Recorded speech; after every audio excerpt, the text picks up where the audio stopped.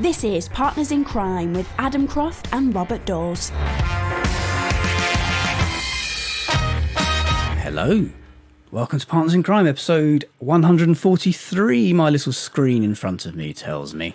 Goodness me, I thought you were talking about my age. Not far off. Not far off. Although only one of us has got a year older this week. Yes, happy birthday, Straight Adam into Croft. that. Thank Many you very happy much. returns. Did you have a lovely day? I did, yes. It was relaxing, Oh, well, I that's think. good. Fortunately, it was a school day. It's one of the days that my son goes to. Well, you didn't goes to preschool. partay. You didn't. Have you not had? We I've- usually have no. we usually have your barbecue. That's very much a part of the calendar, not this. Yeah, well, I think we will be having one because I'm now officially 3 weeks after my first vaccination. So I've got a level of immunity at least, and it means I think I'm allowed to do 95 on the M1 now. And all sorts of things like that. I can, I don't have to use my card at a cash machine. I can just walk up, and it's brilliant. Oh, well done. So yeah, and you're now you're fully. I'm done. fully jabbed. I'm jabbed all over the place. I'm very much looking forward to my booster. Yeah, I have to say that's just around the corner, I'm sure. And yeah. And you've had it as well, so you are full of antibodies. Well, you'd hope, but you just don't know. Every day there seems to be a new variant popping up, and so far so good. I mean, it seems to be spreading faster, but not necessarily making people as ill as it has in the past. But we don't know. This is something that, as we've mentioned on the podcast before, that's going to be with us for a very long time. There's, and probably has been with us for a very long time, but without us fully knowing. But there we are. It's going to become part of our lives, and each new variant will have to be taken at face value, and hopefully we'll have the antibodies and the vaccines and the knowledge to actually defeat it. But there we go. There we are. So far, we've defeated it. I'm touching wood very heavily here. Anyway, hello everyone. It's very nice to be back. We had a week off last week, didn't we? Yeah, we did. We've had a little sabbatical. We've been doing other things. Well, it's not our fault this time. Previously, when we've had weeks off, it's been because I've been out somewhere doing something. You've been working. We couldn't match things up. But last week, I think it was actually Moriarty's fault. Was it? Yeah. Was it Moriarty? Yeah, Moriarty unavailable? was away. So you see just how dependent we are on Moriarty. I know. I don't think listeners know just what an extraordinary job Moriarty or Moriarties do on this programme. So it just shows how vulnerable we are. One Moriarty down, and we cannot broadcast. No. So there we are. Yeah. Well, no, I was sort of. I'm trying to think what happened to me last week. And it was sort of a nice week. It was lovely weather, wasn't it? I was down in Guildford. Actually, for the first time in living memory, doing a bit of work. Highlight of the week, I think, was Naomi Harris giving me advice on health foods and drinks, which was absolutely fascinating, and she should know all about it. Apparently, something called dirt tea is the thing. I know, you may look at me. Adam's looking at me with a frown, and well, he might. But it's dirt tea, and it's made from mushrooms. And it's so powerfully good for you in every respect that I've been trying to get it. It's called dirt tea. You shouldn't go around asking for dirty tea, else you might get something altogether different. But dirt tea. So I've managed to find it. I've got some coming my way. Apparently it tastes every bit as bad as it sounds, but its health value to the human body and mind is, according to Naomi Harris, it's quite invaluable. Okay, well, I'm going to stick to strong coffee. In terms of celebrations and news, I'm going to get onto awards a little later on. I won my first ever award this week. You won it? I was given my first ever award this week. Because as we record this, it was my birthday yesterday, and somehow made its way to me. This award, which for Patreon viewers, I'm going to hold up to the camera. You're probably not going to be able to see anyway, but it's a glass. It's very, award. very attractive thing, I have to say. What does it say? Thank you. The award's not bad either. It says, it says, and I promise you, I am actually reading this off of here. I'm not just making it up. It says, awarded to Adam Croft for being a magnificent author and a top bloke. Awarded by your number one stalker, Karina. Note, not to be used as a murder weapon. So yes, thank you, Karina, for yes. my award, my first ever award. In the library with the Croft Award. That's a There new you go. Cluedo. It's very beautiful. It's not quite the Booker Prize, but I think it looks nicer personally. Well, I'm slightly envious, but there we are. What can I say? You should get one and pop it next to your BAFTAs. Yes, I'll be self-awarding. That's it. Here's an award I presented to myself a little earlier. So a busy week. Do you want to kick off? I've got something I nearly didn't watch this week, and I think it's just one of the most fabulous shows I've seen on television for a long time. And I'm talking about a year rich in Unforgottens and Mayor of East Town and the rest of it. What did you nearly not watch? The Jimmy McGovern series Time, which has been playing on the BBC in the UK at 9:00, starring Sean Bean as a prisoner, and Stephen Graham as a warder. It's not as simple as that. The excellent Paul Hearens in Killing Times sums it up spectacularly. I'll go straight to the end of his wonderful review. What's brilliant about Time is the actual writing. McGovern is a genius, we know, but here he drops little bombshells into the narrative that test the characters to the limit. Cobden is navigating prison life for the first time, and the inmates he encounters, from the vulnerable Bernard and Urine Barnard, who Cobden's thrust into a cell with and who self-harms to a shocking extent, and then the unhinged Jono, a wonderful performance by James Nelson Royce, I have to say, who is laying down test after test, ones that Cobden does not rise to so far. The premise of the show is this schoolteacher who is also an alcoholic, kills someone, a cyclist on his way home when he shouldn't have been driving, and is in prison for 4 years. And it's a very powerful piece.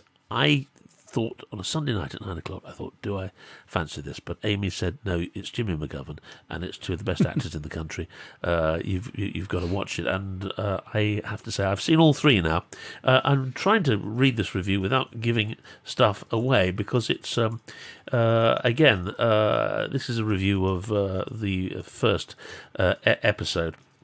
But it really does, as Jimmy McGovern does constantly in his writing, pose questions about how the penal system works in this country, and the many injustices that arise from it. And by following this character, Cobden, who has never been in a prison before, and is sentenced to 4 years, he feels an incredible amount of guilt for the crime he's committed, which is a murder due to his alcoholism. But he is penitent and he wants to serve out his time. But he begins to realise very swiftly that the prison environment is one that is quite hostile, to put it mildly, and he is a sitting target for people who are maybe serial offenders, or people who are just going to be in there for the rest of their lives. And it is very grueling. It is sensationally acted by both the leading actors. Sean Bean, who I just think just gets better and better and better as an actor, and he always started from a very strong start of being absolutely excellent. That happens anyway. with Beans, actually. They do. As they mature, they do get better.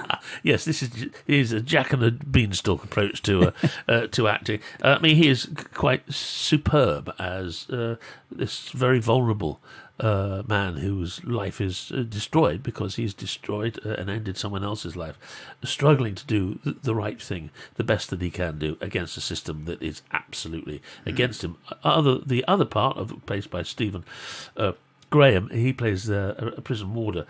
He's hard but fair, but is placed in an incredibly difficult, morally contentious situation as the drama unfolds over 3 episodes. I won't go into that, but again, it's a superb performance by Stephen Graham.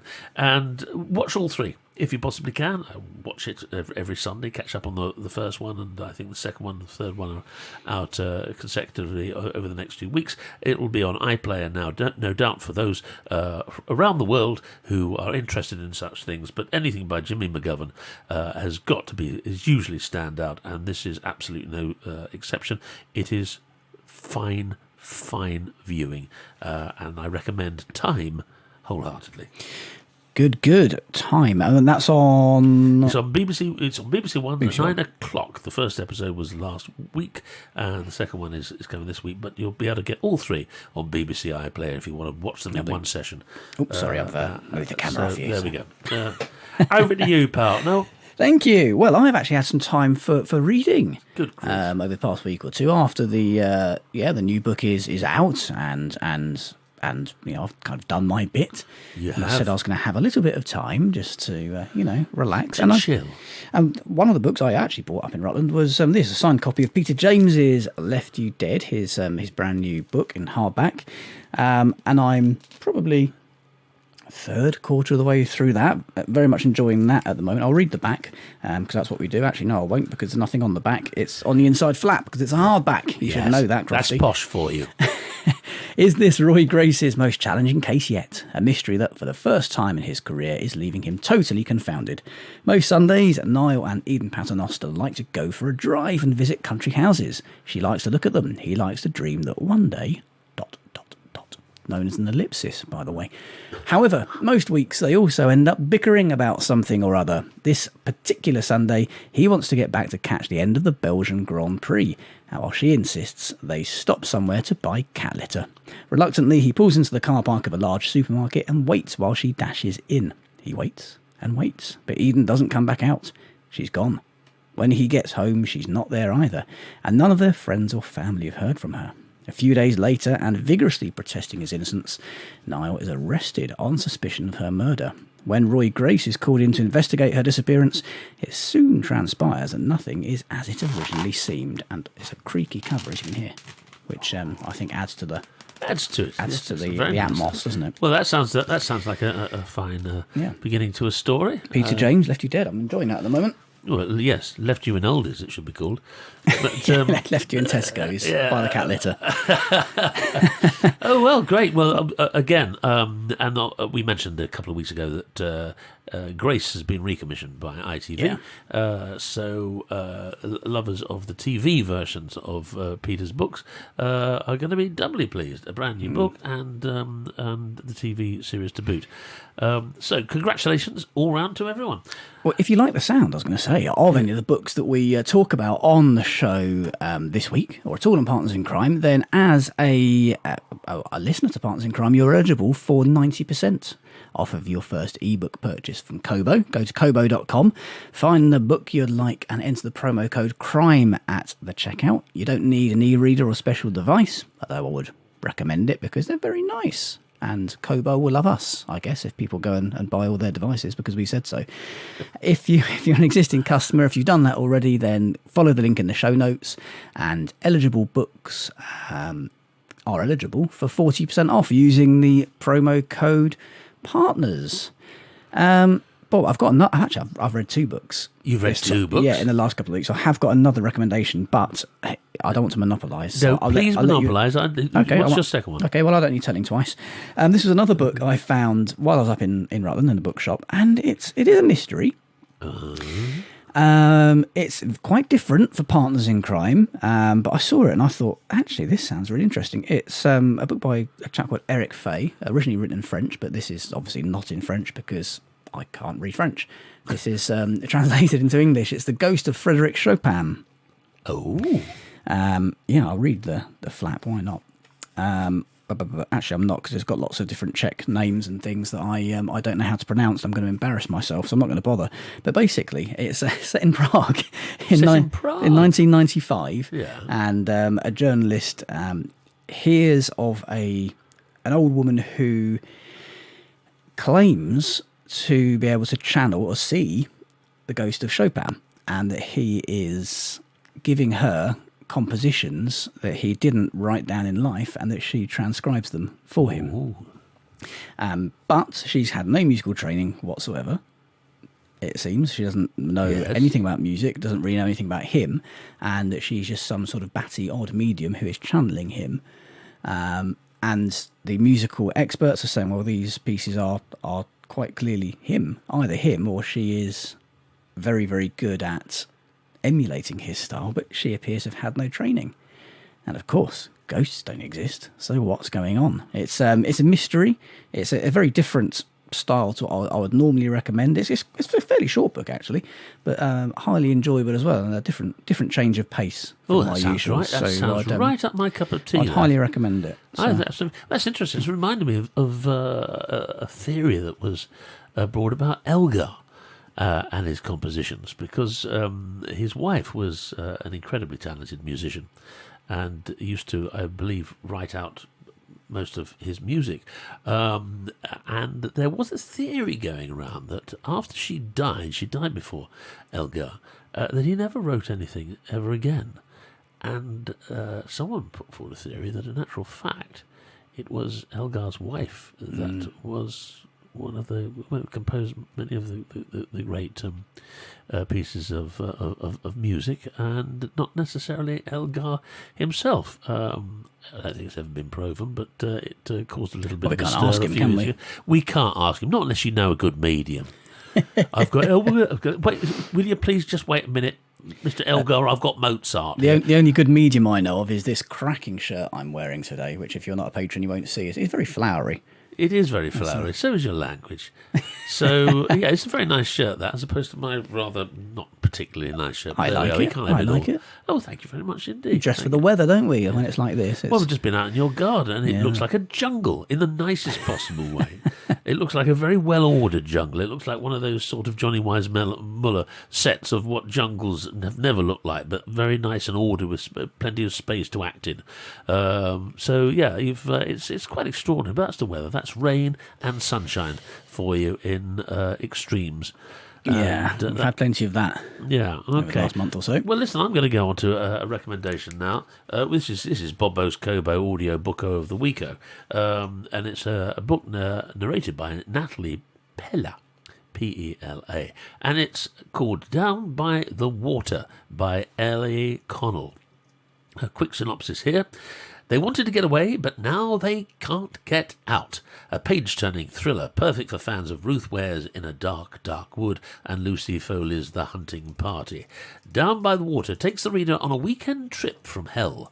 I love the classy writing and ever-growing sense of unease in this clever subversion of a classic country house mystery, says Harriet Tice. So, 7 friends gather at a castle in the Scottish borders. One last weekend before George's wedding. Near the castle, through a path in the woods, is a loch. After a few drinks, they head down to the water to take photos. The loch is wild, lonely, and stunningly beautiful. They set their cameras to self-timer and take some group shots. Later, looking back at the pictures, they see something impossible. Behind them, eyes wide, a small, drenched boy emerges from the water. But none of them saw him, and nobody knows where he went. They're miles from the nearest town. How did he get there? Where did he go? As the weekend unravels and terrible secrets come to light, it soon becomes clear that their perfect weekend is turning into a perfect nightmare. They're desperate to leave, but someone won't let them. Down by the water. Set in Scotland, which is not exactly where that rather dodgy accent came from, but very, very well recommended. Chris Brookmeyer, a favourite on this show and a mighty fine writer himself, describes it as sinister and atmospheric. So that is Bobo's Kobo Audiobook of the Weeko, Down by the Water by Elly Connel, narrated by Natalie Pela, and that is available on Kobo. Lovely jubbly. We've been giving you lots of reading recommendations this week, but attention, patrons, you may have noticed that by now your free book of the month for June is in your dashboard, ready and waiting for you. It is Death of a Painter by Matthew Ross. When Mark Pointer discovers a murder on his worksite, all of his financial problems suddenly seem a lot closer to home. Was this a warning his debts are overdue? Suspected of being the killer and worried at being the intended victim, the murder only makes Mark's money problems worse, leading him to turn to the local villain Hamlet, as all good villains should be named after Shakespeare characters, who has his own unique repayment plan in mind for Mark. When 2 more deaths plunge him into even further debt, Mark finds himself faced with a choice. Help the police and clear his name, or help the villain and clear his debt. That sounds like a cracking book. That's Death of a Painter by Matthew Ross, and you can get that completely free If you're a Partners in Crime patron, patrons get early access to every episode of Partners in Crime. They get it within an hour. Do they? Of us recording it, yes. And not only do they get it, but they get it in full video. Goodness me, there's no need for that. I know. They get to watch it in full HD. Are we 5G as well? I don't know anything about it. We're barely visible sometimes with my terrible use of lighting here. They also get access to an extra bonus episode each week, Partners in Crime, Arsenic and Old Lace, which we record straight after the main show, and a shout out on the show in the week you join. And also that free book every single month. You get Moriarty's musings as well. He goes in there and writes articles slagging us off, basically. And very amusing, amusing and informative. Yes, he manages to be. Yes, and he tries. Well, exactly. We try to do it too, but don't manage to quite pull that off. But can you also get mugs and underpants and stuff like that you used to be able to get? Sort of paraphernalia. Probably a link in there somewhere. Yeah, we probably do need to do something with that again on the mugs. And things, I love my mug. I've got my Partners in Crime mug. I've got my Hobeck mug. I like mugs. Yeah. Do we have T-shirts as well? Probably.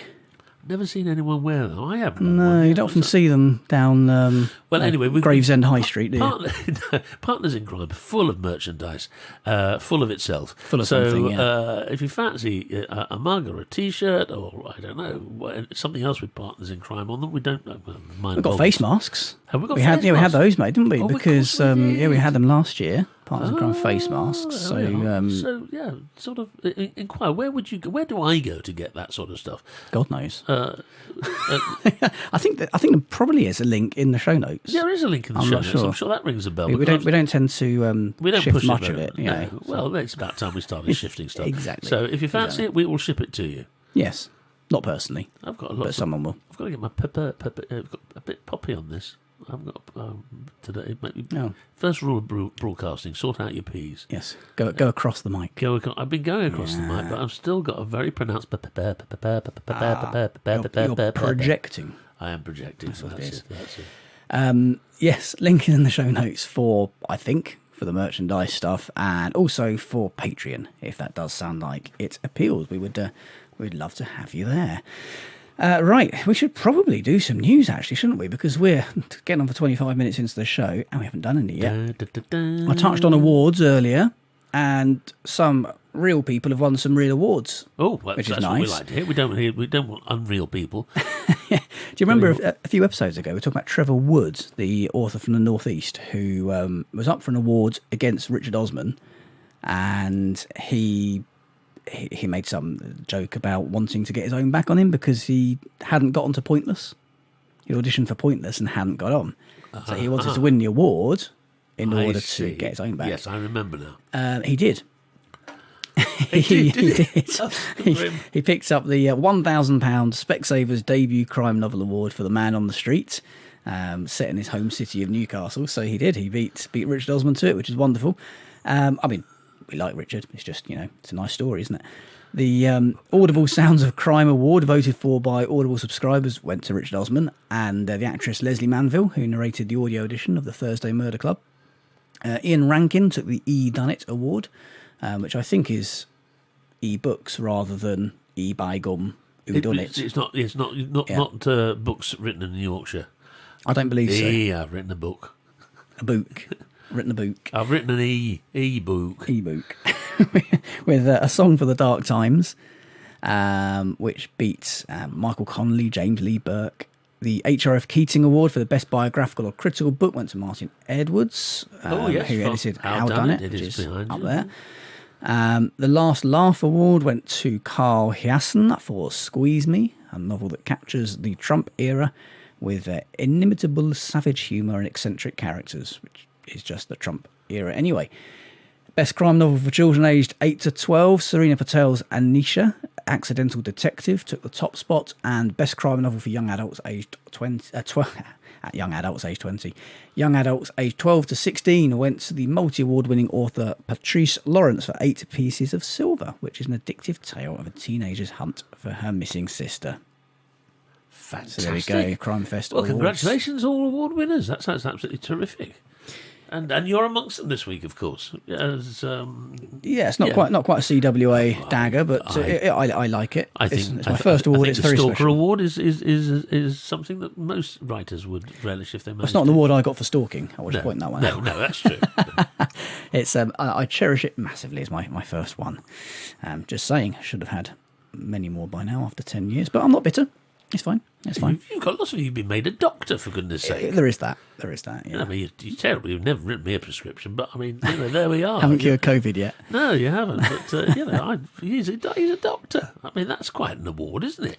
I mean, technically. Yeah, You well, wouldn't, it's not technically. if you were ill on a plane Yes, and the steward shouted, is there a doctor on board? And I stepped forward. you'd be disappointed. Yeah. You Most people are when I step forward. Yes, you're feeling very unwell on a plane, and you call for a doctor, and suddenly this chap turns up and says, "I'm a doctor. Here's a signed copy of my latest book." It doesn't really work, does It it? depends how close they are to death. It could you could just club them around the head to finish them off, like a rabbit you've hit with your car or something. This is getting dark.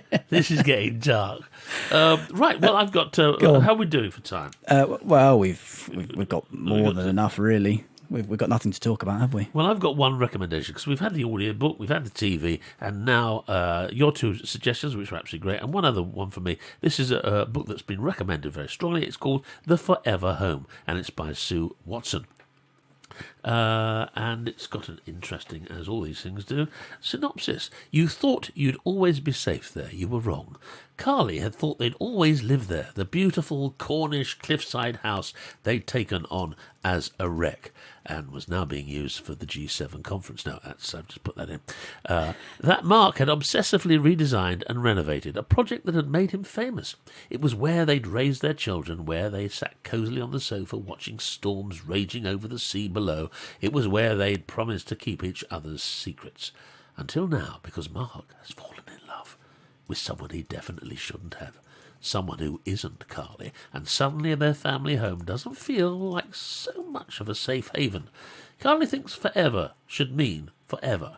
It's her home, and she'll stay there. Even the dark family secrets it contains feel like they belong to her. But someone disagrees, and as threats start to arrive at her front door, it becomes clear someone will stop at nothing, because someone wants to demolish every last thing that makes Carly feel safe forever. An utterly unputdownable psychological thriller about what lies are hidden in the most beautiful of homes, perfect for fans of Date Night, Gone Girl, and The Woman in the Window. That is Forever Home by Sue Watson, and it is available on Kobo. Which is precisely where you should go and get it from. Do you think Cornwall is the most popular place for write every book? I mean, do you know what? I'm just writing a book, and part of it's set in Cornwall. Everyone goes to Cornwall. Not everyone, apart from the people who go to Rutland. Well, but I mean, I think the thing about Cornwall is that even though not many people live there, everyone in the UK pretty much has been, because it's the kind of the nicest, sunniest part, and it's where we all go on our holiday if we go on holidays to the UK. It's romantic, it's dramatic, it's extraordinary. It's like no other part of the UK. I mean, I just mention it because it is used an awful lot, both in crime, but also in particularly in romance. It's seems evocative. It's evocative. And there's always someone was saying, some celebrity walking around saying, "So and so's Cornwall." Have you noticed that on the television? So it's everybody's Cornwall. We all go there, don't we? Yes. At some point. Yeah. We what? To Cornwall? Yes, purgatory as well. Yeah, well, I went on holiday to Cornwall last year. It was very pleasant. It always is. But anyway, I just mentioned that because it's obviously a very evocative place and a lot of people know it, and that's probably why they write about it. I've answered the question. Thank you very much indeed, Robert. Quite all right.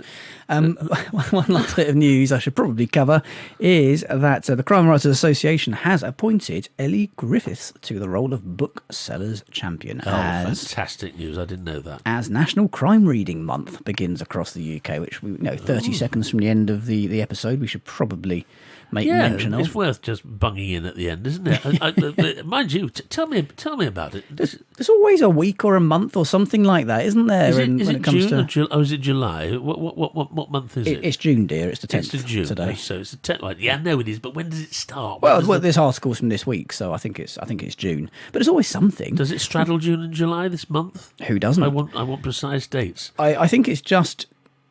It's National Crime Reading Month, and it's beginning, so yeah, I'd say it's probably June, yeah. Oh, Yeah. fantastic. But also, Independent Booksellers Week or something is in a week and a bit. So there's always something going on in the book world. It's this month or that week or... Yeah, and what does it mean? Well, nothing. That's why we don't tend to mention it most of the time. Is there anything? I mean, obviously, I haven't read anything about this, and I haven't read. It wasn't in Bookseller, I don't think, this week or anything like that. So that's fascinating. So that's great news for Elly, because she'll do as ever a splendid job. Yeah. And of course, with people not being able to go away on holiday, certainly abroad at the moment, there may be staycationing and reading very much as they did through last year. It's quite interesting. I was reading that authors' back catalogues have been seeing a massive increase in people buying back catalogues, because they haven't been able to go to bookshops for long periods of time and sort of see the newer books out there. So they've stuck to what they know. Yeah, and also I guess if you're looking online for books, you don't necessarily always come across the newest ones. If you're searching on some well-known book retailers, because it's kind of virtual stock almost. We were talking about this earlier in my garden, weren't we? The fact that when you walk into a bookshop, and a lot of readers, I think, assume that all the books they see there are the books that exist, and if it's not there, it can't be got. When, to be honest with you, any bookshop you walk into could not stock the number of books that are released that day at any given time. So, yeah, it's back catalogues are a big thing, but online they appeared exactly the same, because they're not real shops. You know what I mean? They're not physical stock that you're seeing there. If it's available, they offer it. So back catalogues tend to shift almost entirely online, and maybe because, as you say, the bookshops have been shut. That's why people say, I want to stick with Ian Rankin. Yeah, we're going to go back to his first book and read it again, or read it for the first time, or whatever. Well, that's good news. That's very good news. As long as books are being read and books are being sold, that's good news. Well, yes, it keeps us in coffee, doesn't it? Well, yes, actually. Speaking of which, I think it's time for us. He says, switching to Studio Cam 1. Is that Studio? Oh, here we are. There we are. Yeah, I can't quite get the colours sorted on this one. No, I know you look very colourful. It looks very colourful. You've got a very colourful bookcase there. For anyone who can't see it, it is a many-coloured thing. It's a bit of a Joseph bookshelf. So your primary light is in the way, you see. Oh, is that what it is? It's Mr. Well, that's contractual. If you look at my rider on my makes it look much better on this camera, you see. Yeah. On his own one. Oh, yes, it does. No amount of good light will make me look anything other than what I am. But yes, thank you for my primary light. That's very kind of you. So, cup of coffee, and then back for arsenic and old lace. It's been lovely back talking to you. I feel that I've used this as a bit of a warm-up to get back up to speed, really, because if you don't broadcast for a week, you just sort of find yourself doing real work instead. Yeah. Oh, yeah. Yes, we don't want that, do we? We don't want that, no, if we can help it. Right, we're going to fill up on coffee, we're going to pop the fan on and open the windows, and then crack on with arsenic and old lace, I think. You're quite right, you said it was going to get hot in here, and it is hot in here. It's very the hot, very heat of quickly. white-hot creativity pounding through this podcast, Yeah. he said, wishfully. Let's call it that.